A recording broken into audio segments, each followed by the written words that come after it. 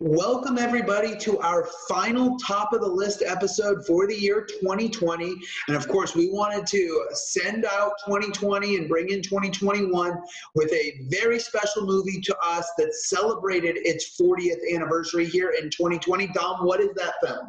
The Empire Strikes Back. It's a 40th anniversary, came out in 1980, and we have a few things to say, and we just wanted to, celebrate the end of 2020 and start 2021 off on the right note with, in my opinion, the best film ever made. I know that you don't think it's the best film ever made, but it is in your top five. Okay. Absolutely, yeah. Definitely. To me, there are some better films out there. Don't get me wrong. Of course, Dom and I, as you've come to know, have different tastes in films. But this is definitely still a 10 out of 10 masterpiece of cinema. Will go down years and years from now as a wonderful piece of history, as one of the greatest sci-fi action thrillers of all time. Yeah, absolutely. And I kind of just wanted to talk about why this film holds up 40 years later, what makes it so special 40 years later, why it's so crucial to culture.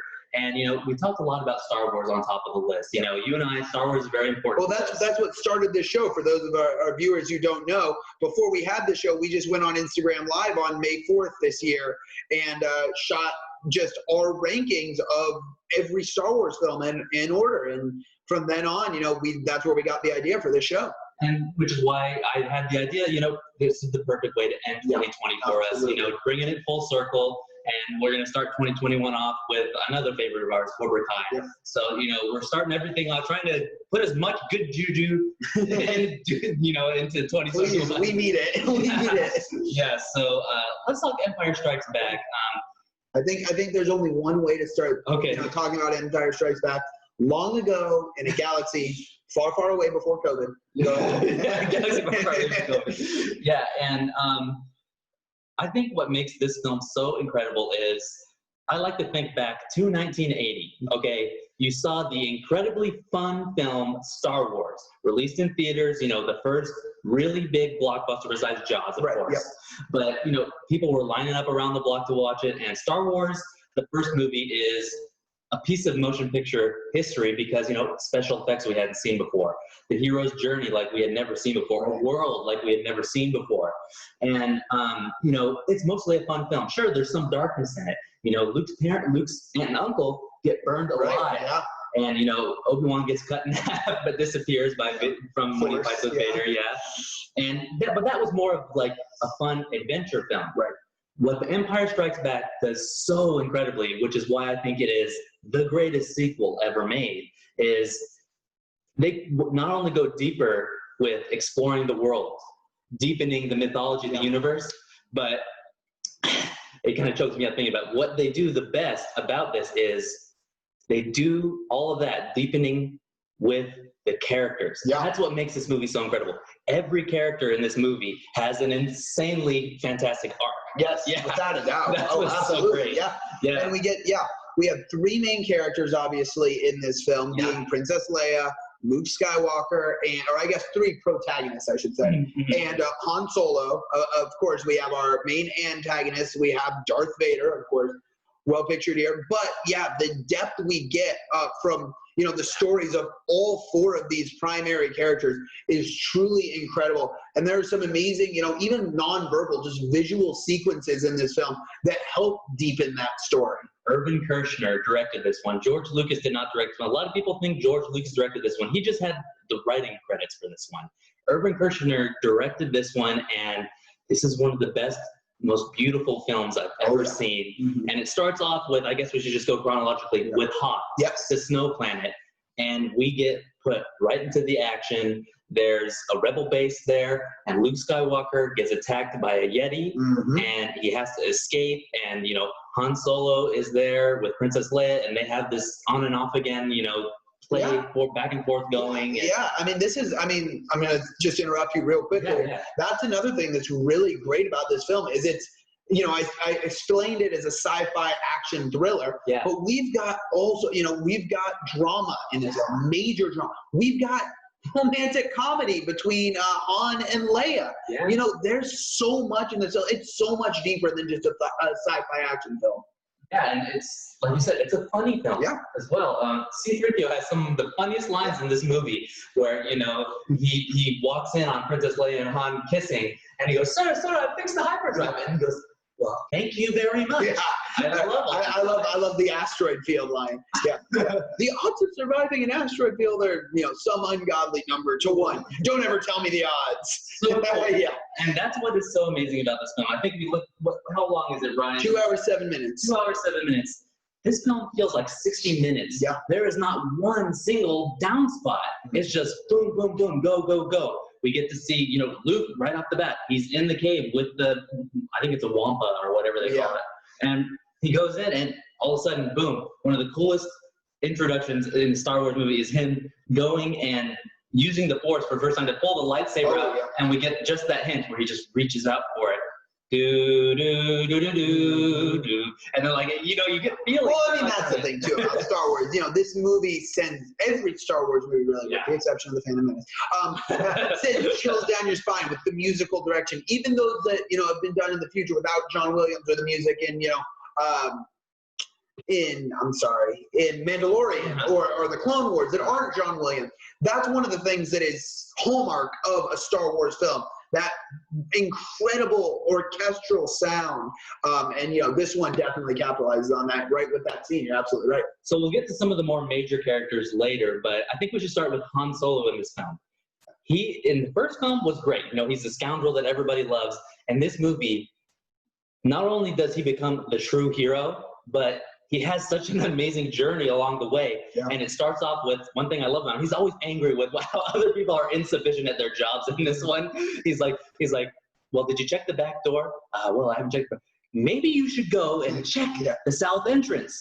You go, and he always does stuff like that. Yeah. And then when they comes back and he says, "Sir, you'll freeze to death out there." And he says, "Well, then I'll see you in hell." And he rides off. He's such a badass. I mean, that's Harrison Ford though in this era. I mean, same thing with him as Indiana Jones. He's incredible, a brilliant actor. And that's what we hear about Star Wars. You explained, you brought me this terminology first, but it was like a space western, and that's what he is. He's a space cowboy, so to speak. Yeah, totally. And it's awesome though. He is incredible. Not just in this film, but every time we see Han Solo, even in the new sequels, he is awesome and definitely a favorite of mine. Luke and Leia are cool, but to me, Han always steals the show. And I thought they smelled bad on the outside. so many parallels. Yeah.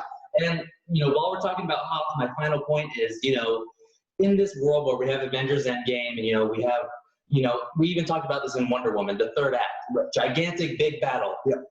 In Empire Strikes Back, we get the most gigantic battle scene in the first 25 minutes of the movie. Yeah. That's how insane the walkers and the AT-ATs. Yeah, full-scale war going on, Star Wars. And this leads me, we get to see these incredible designs, but what is amazing about this movie story-wise is, just like the title says, the Empire Strikes Back. The Empire lost in the first movie, and in this movie, our heroes lose, but not just physically lose, but emotionally. That leads us to Luke Skywalker's arc. What do you think about Luke in this movie? Luke, this is, to me, the best arc for Luke Skywalker. You know what? I rescind that point. Obviously, the hero's journey, in A New Hope is incredible, but I love Luke's story arc in this compared to when we see him otherwise. This is really Luke becoming a Jedi.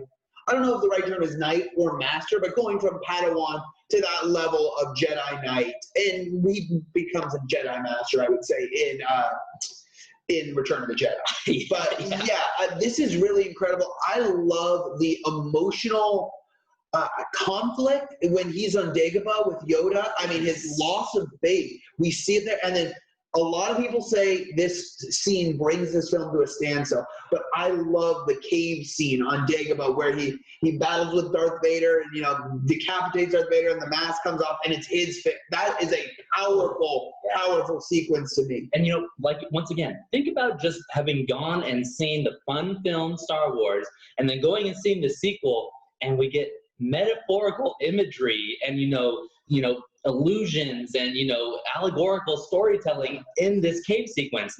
And we're talking about Dagobah. Luke escapes from Hoth and he goes to Dagobah, one of, if not the single greatest film sets ever composed.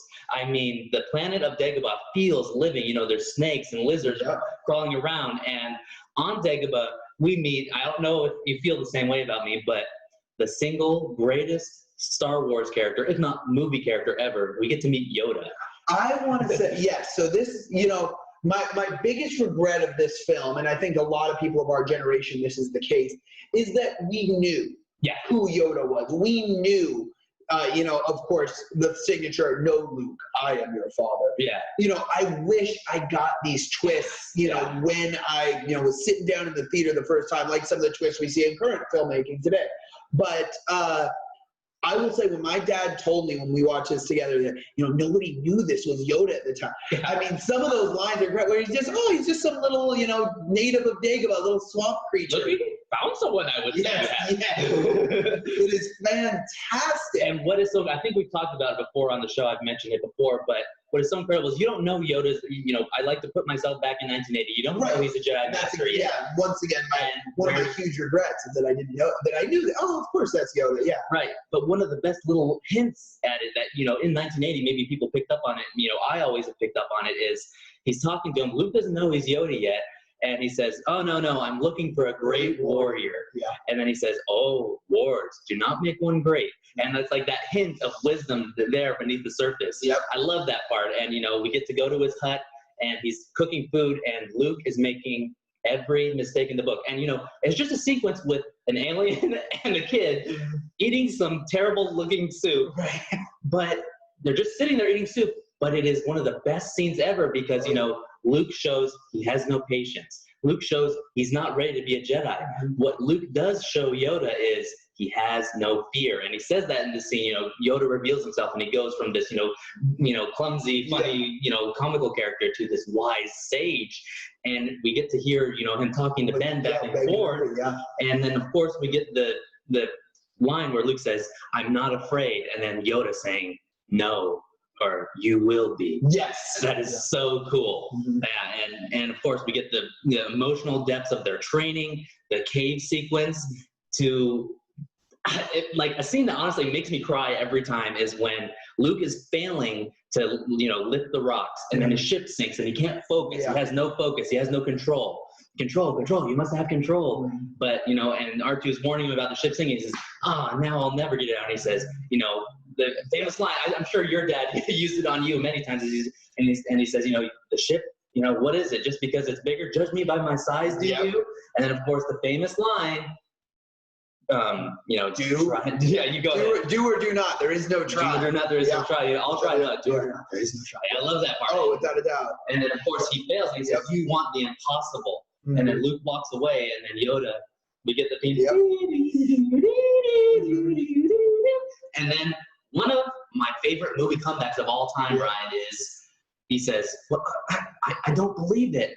That is why you failed." Yeah. I love when Yoda does that. Mm-hmm. And it's so incredible. Yeah. And then, of course, the asteroid sequence, them escaping the asteroid field. One thing I need to bring this up to you about this, because this is my one reason why I really don't like Attack of the Clones. And it's a nitpick, but I want to hear, because Attack of the Clones is Ryan's favorite Star Wars, besides this one, of course. And in that one, Obi-Wan and Jango Fett are just navigating this asteroid field. What's so incredible about The Empire Strikes Back is when they go in this asteroid field, he says, 1,000,001 chances that you can navigate this asteroid field, and, the ships are crashing into each other, and it's like a hard thing to do. Mm-hmm. But then in Attack of the Clones, Jango and Obi-Wan are just flying straight through it. And the thing that we, often forget, because the film's made, 20, 25 years later, is that was supposed to be, 30, 40 years in the past. So you're absolutely right. And that's something that I didn't think about because, of course, like I said, Attack of the Clones, my first ever Star Wars film. Yeah. So, that's something that you bring up a good point. Now, awesome flying sequence, of course, which we always get with the Falcon and Han. Yeah. But to me, that one weak point in this film where I find it falls flat is when they land on the asteroid, and you sort of have the amorous connection between Han and Leia. To me, that's where this film falls flat. The one point. I like, this is one of the best romances in the movie, I think. I love the romance that, I like nice men. I am a nice man. No, you're not. And then they kiss each other. It's like, that subtlety of, you want them to just love each other, but really there's that underlying pain. I felt like it was forced. I felt that their connection was forced. They didn't feel like they're an odd couple, I guess. And in rom-coms, that's what it's all about. But it didn't seem like they needed to make that, romantic connection. Yeah, and I get what you're saying there. And like you said, one of the slow points of the film, but what shows how amazing the writing of this film is that, like you said, a slow talking point of the film where, they're falling in love, they're trying to repair the ship in an asteroid. But what's so incredible about the writing is, yeah, they're in an asteroid, but then you get the amazing twist, this is no asteroid. And boom, this giant monster, they're flying out of the mouth of a giant monster. It's so amazing. And then, of course, Han going head to head with a Star Destroyer right off the bat, and then he just lands on top of the sensor array, and then Boba Fett following them. We get introduced to all the bounty hunters. It's so incredible.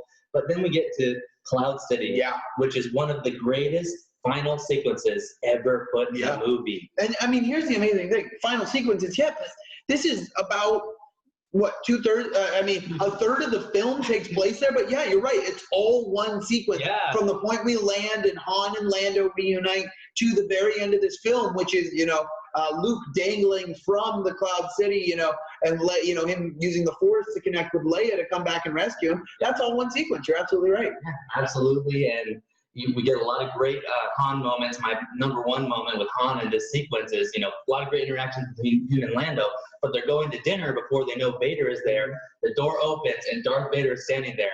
And Han is such an awesome badass that he just goes, boom, boom, right away to dodge him. And then Darth Vader is even cooler. Boom, boom. He just absorbs the laser. It's so insane. Yeah, awesome so cool. Sequence. And then we get the improvised line, of course, they take Han down to the carbonite chamber. It's very emotional. And we get the improvised line. Leia says, I love you. And then just Han says, I know. Yeah. That's so cool. Yeah. Now, I think this would be a great sequence for the first kiss, for her to run there and kiss him before he goes into, the carbonite chamber. Yeah, I can see it. But I just didn't think it was necessary on the asteroid field or on the asteroid alien, serpent, mouth, whatever they were in at that scene. Yeah, I get it. And now, because that's I'm sorry. No, keep going. That's where she realizes she's in love with him, because he makes a sacrifice there. He's a hero. Yeah, absolutely. That's where really Han goes from scoundrel to hero. Beautiful art there. And of course, this is where we have to talk about the greatest movie villain in history. We haven't talked about it. It's the one character we haven't talked about yet. Darth Vader. Yes. Why is Darth Vader so amazing in this movie, Ryan? I mean, I don't know that it's different for me to watch it. It's incredible for me to watch it knowing that that's Anakin Skywalker, that that's Luke Skywalker's father. That's what makes it so pertinent to me. But no, I'm curious to hear what you say here, because that's the amazing thing here is that he is out there, essentially, ready to kill his own son if he chooses not to turn to the dark side. Yeah, I think you're absolutely right. And, knowing that who he is great. But if you try to look back and just try to erase that from your mind, right? One of the greatest intros ever in a movie, Star Wars, the opening of the white, the first, the white tented IV, black. Darth Vader is the only thing that's all black, and he just walks through. In this movie, we don't get something like that. We get him gazing out to the stars. We get scenes with him having this mask lowered down onto this fleshy, disgusting skull. But this is where we see that he is not just an automaton. Exactly. Yeah. In the first movie, he's just a force of evil. That's right. It. Yeah. In this movie, we get to see below that. We get to see the Emperor has control over him. But in this movie, we also get to see how evil he truly is, because Darth Vader kills 3 of his own men in this movie by force choking them. Yeah. You do Darth Vader bad in this movie, that's it, you're dead. And you could tell, you could see the fear on the officer's eyes. That's what makes him so cool. Right. Don't we see that in Star Wars or in A New Hope? We see that when he finds out about the weakness of the Death Star. Yeah, he kind of does, but he just kind of points his finger at people. In this movie, they fail to get the Millennium Falcon, and he says, "Don't fail me again, Captain Rita."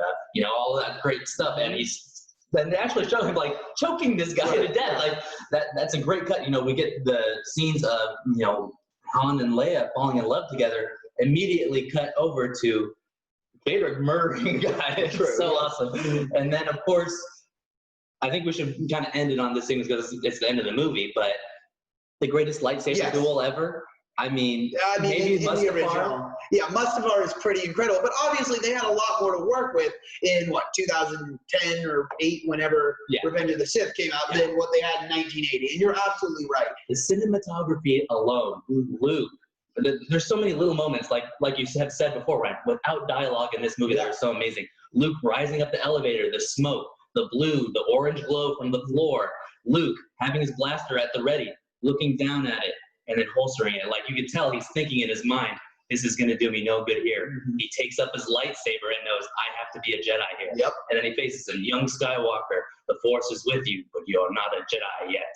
And then we get to see what we've all been waiting for. Imagine back, everyone was waiting to see Luke versus Vader, good versus evil.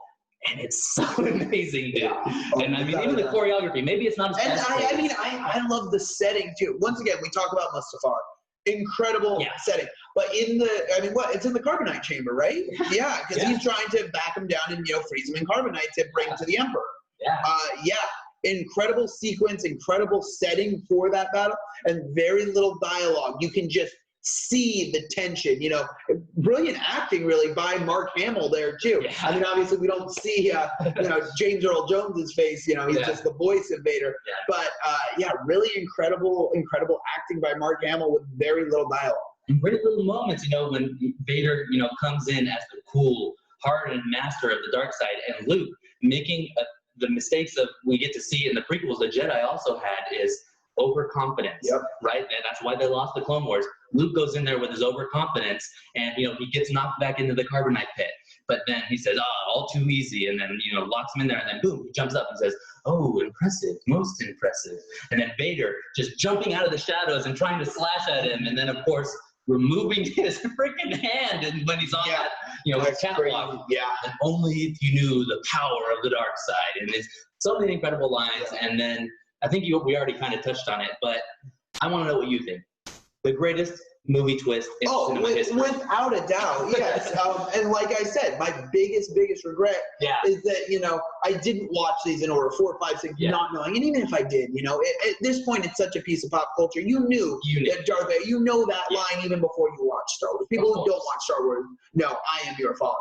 Yes. But I wish I got to experience that twist because, yes, it is truly incredible and would have caught me by such surprise. Obviously, we see the charred, scout, but I didn't think, with the exception of now looking back the cave sequence, I would have had any idea at all that this was anything more than, a droid human hybrid, It's truly like a gut punch if for everyone who was in there in 1980 watching this on opening night. Yeah, just him saying, no, I am your father, and then bum, bum, bum, bum, bum, bum, and then and I think we go extremely dark here as well. Yeah, you can get the Luke line. Go ahead. I want you to say that's not true. That's impossible. You'd say it perfectly.